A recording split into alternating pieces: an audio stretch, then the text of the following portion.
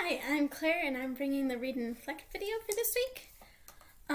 The verse is Matthew 6, chapter 6, verse 21. For where your treasure is, there your heart will be also. And before we get started on the thinking for today, I want to give you a quick history lesson. In 1472, in Italy, the first bank was founded. And this verse made me think of banks because when I think of treasure, instead of thinking treasures in heaven, which is what we should be thinking first about, I tend to think more money, and money is always stored in a bank.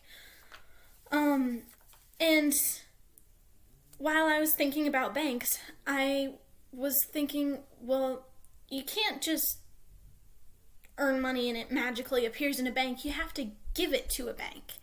And in the same way, you have to give your treasures to God. You have to trust Him to take care of it, of all your treasures. But He doesn't want us to just store things up in earth, right? He wants us to store things up in heaven, where the things that we're going to be storing up are rewards from God that are eternal, and they'll never rot away, and we'll never get rid of them, and we'll never lose them by theft or anything like that.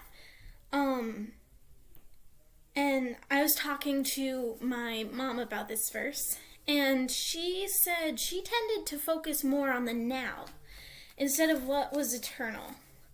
And so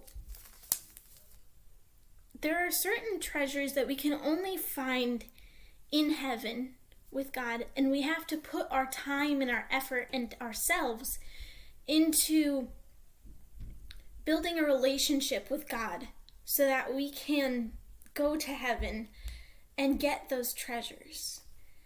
And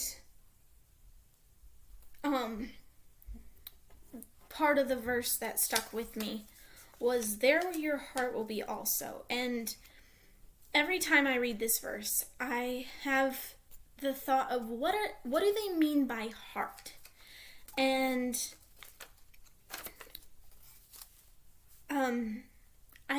I've been doing some reading in various commentaries, and I've come to the conclusion that it means to focus that when your heart is with your treasure, you're focusing on God and loving Him above all else, especially if your treasures are in heaven. So, just some things to think about, and thank you for taking the time to watch this video.